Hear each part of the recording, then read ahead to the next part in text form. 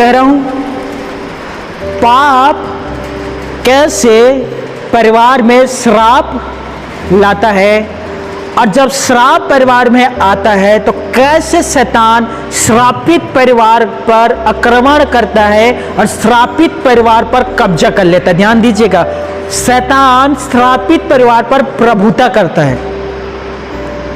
दूसरे शब्दों में कहा जाए, शैतान श्रापित परिवार का मालिक बन जाता है।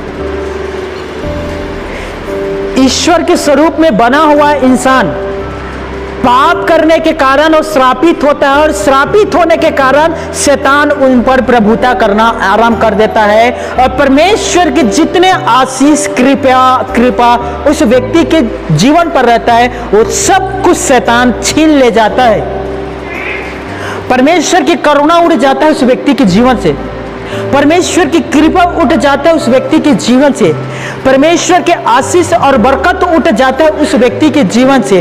फिर उस व्यक्ति के जीवन पर केवल एक चीज रह जाता है, और वो है शैतान। और शैतान जैसा चाहेगा वैसे उस व्यक्ति के साथ व्यवहार करता है। कान खोलकर सुन लीजिए दोस्तों, यदि आपसे गुनाह, अपराध और पाप होता है, श्राप आप पर राज्य करेगा और शैतान आप पर प्रभुता करेगा। और याद रख लीजिए, शैतान का प्रभुता करने का अर्थ होता है कि वह आपके शरीर को पूर्ण रीति से मरोड़ डालेगा, वह आपके शरीर को तोड़ डालेगा। दोस्तों, आप किसी भी प्रकार के काम करने के योग्य नहीं रहेंगे। एक्सरे करवाने से, सीटी स्कैन करवाने से सारा रिपोर्ट नॉर्मल आएगा, क्योंकि आत्मा सीटी स्कैन से दिखा नहीं जाता, लेकिन वो आपके अंदर प्रवेश करके आपको पूर्ण रीति से तोड़कर बर्बाद कर देगा। दोस्तों, इसका इलाज ना आपको वेदों के पास मिलेगा, ना तो डॉक्टरों के पास मिलेगा, ना तो होम्योपैथिक के पास मिलेगा, क्योंकि ये जो लोग हैं वो आत्मा के इलाज कर ही नहीं सकता। मैं आपको ना एक अच्छा उदाहरण देता हूं, ध्यान दीजिएगा। बच्चे को भेज मेरे पास, देख मैं तो आपको उदाहरण दे रहा हूं, अच्छा उदाहरण है। वो डफली पानी भी ला लो, डफली और पानी, ठीक है, वेरी गुड वेरी गुड। ये ओढ़ने भी ला लो, पकड़े रहो, ठीक है, हाँ फेंक मेरे तरफ, फेंक। देखिए, ये परमेश्वर के स्वरूप में बना हुआ इंसान, ठीक है, परमेश्वर के हर एक आशीष से लेज है, पूरा परमेश्वर के आशीष है। एक हाथ में डफली है ना, एक हाथ में पानी, जीवन की जल उठाओ थोड़ा, ये जीवन की जल परमेश्वर के स्वरूप में बना है, सब कुछ इसके पास। श्वेत परमेश्वर का दिया हुआ कपड़ा, परमेश्वर हर दिन आकर इससे बात करता है और पूछता है, और बच्चा सब ठीक, तू अच्छा है, अच्छा से जीवन बिता रहा है,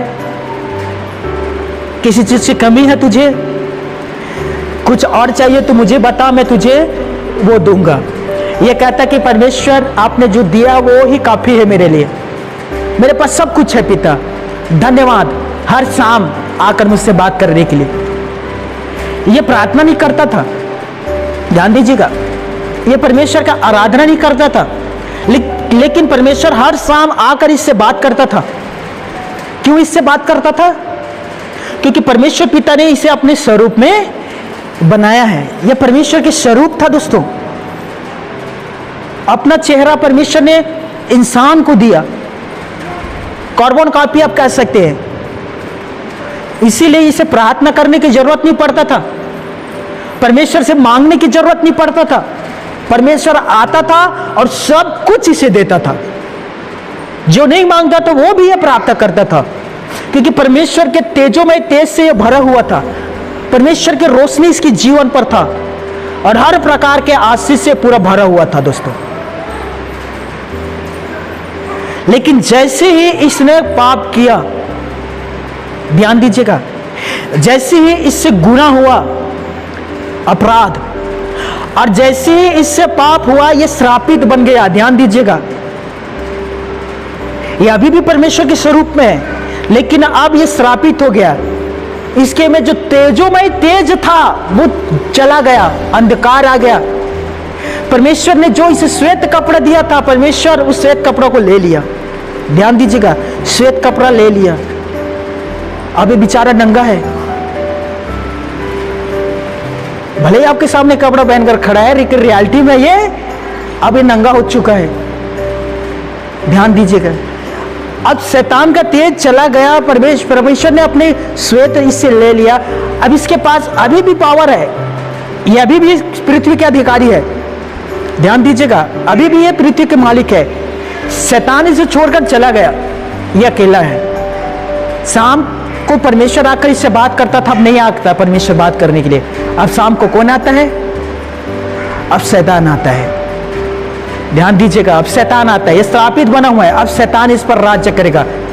शैतान आता है और इसके पास जो जो अधिकार है, जो जो अधिकार पृथ्वी पर अधिकार है, समझ लीजिए, यह शैतान अपने पास ले रहता है। कहता है मुझे दे। पृथ्वी पर सामर्थ्य है। शैतान आकर इसे भी चिंता, बोलता है चल मुझे दे। ठीक है, शैतान आकर कहता है कि तू जीवन के जल का था, उसे मुझे दे। अब ये कैसा व्यक्ति हो गया? ठन गोपाल। ये पूरा ठन हो गया, इसके पास कुछ नहीं है। इसके पास ना परमेश्वर के तेज है, ना परमेश्वर के कपड़ा है, ना जीवन की जल है, ना तो इसके पास अधिकार है। सब कुछ शैतान इससे छीन लिया। अब ये बच गया केवल भिखारी राम। समझ रहे हो क्या हो गया? अब भिखारी राम, अब ये शैतान के अधीन हो गया, ये श्रापित है। अब इस शैतान जो है, इससे जैसा चाहेगा वैसा काम करवाएगा, इससे भी और इसके आने वाली पीढ़ी से भी। और यही काम शैतान ने आदम और उसके आने वाली पीढ़ियों से करवाया। समझिए, ये आदम है दोस्तों, इससे गुनाह हुआ। शैतान अब इस पर प्रभुता कर रहा है। इसका बेटा हुआ, पहला बेटा कैन। इसका एक और बेटा, उसका नाम रखा इसने हबील। एक किसान करने वाला था, और दूसरा जो है वो खेती की, माफ करना, भेड़ बकरी चराने वाला था। कुछ दिन के बाद कैन ने हबील का हत्या कर दिया। इसके बेटे ने एक का हत्या कर दिया। इसने अपना आत्मा का हत्या किया, और उसके बेटे ने अपने भाई का शरीर का हत्या किया। समझ में आ रहा श्रापित होना क्या होता है दोस्तों? कैसे शैतान राज्य करता है परिवार पर। अब ये चाह कर भी कुछ नहीं कर सकता। ध्यान दीजिएगा, ये हताश है, निराश है। छत्तीसगढ़ी में एक शब्द आता है, निठल्ला है। ये कुछ नहीं कर सकता चाह कर ही, क्योंकि परमेश्वर के जो आशीष था इसके जीवन पर, परमेश्वर ने अपने आशीष उठा लिया। अब शैतान इस पर राज्य कर रहे हैं दोस्तों। शैतान जैसा चाहेगा वैसा इसके शरीर के साथ करेगा। इसके शरीर पर बीमारी ला सकता है, इसके शरीर पर समस्याओं को ला सकता है। जब चाहे तब शैतान इसके पास आ सकता है। जब चाहे तब शैतान इससे जैसा चाहे वैसा काम करवा सकता है।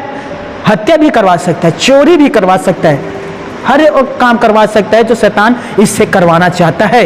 और उस सब का कारण था एक पाप। यदि यह पाप नहीं करता, यह श्रापित नहीं होता, और श्रापित नहीं होता तो शैतान कभी भी इस पर अधिकार नहीं जता सकता। शैतान कभी भी इस पर प्रभुता कभी नहीं कर सकता। छोड़ दो, शैतान तो प्रभुता के बाद बहुत दूर की बात है, इसके विषय में सोच भी नहीं सकता। अब आपको समझ में आ रहा है कि शैतान कैसा काम करता है दोस्तों? इसके पास केवल एक विकल्प बचा है, खुदा के पास लौट आए। लेकिन ये लौट कर आना नहीं चाहा। ये जो आदम है, ये लौट कर आना नहीं चाहा। तीतुस की पुस्तक में लिखा है दोस्तों,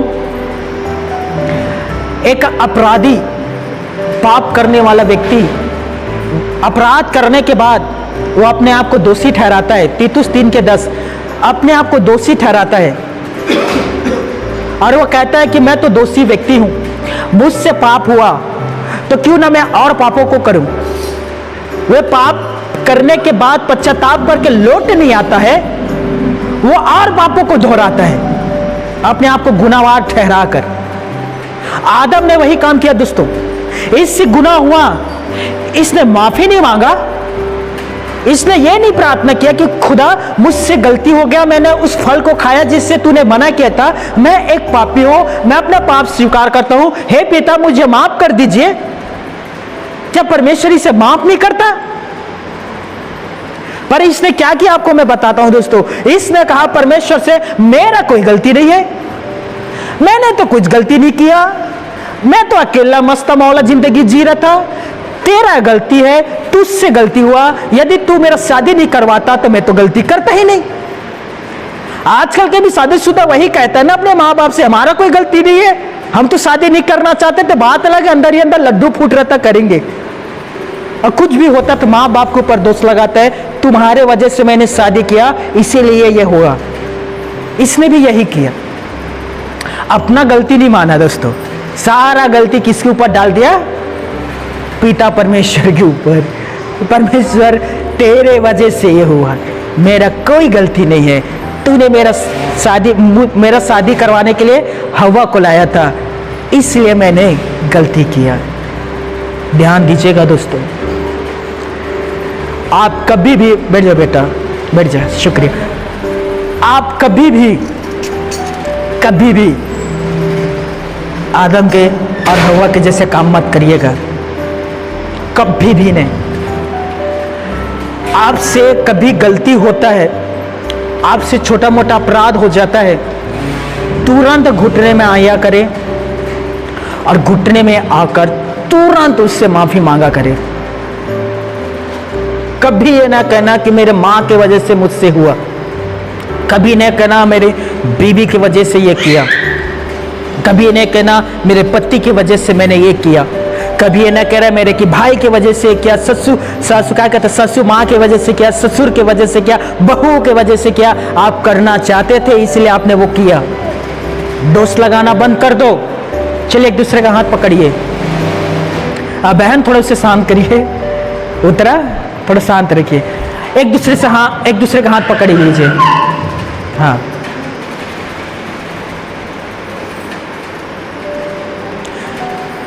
उसके चेहरे को देखते हुए थोड़ा आंख बड़े कर लेना, ऐसे थोड़ा आंख बड़े करके।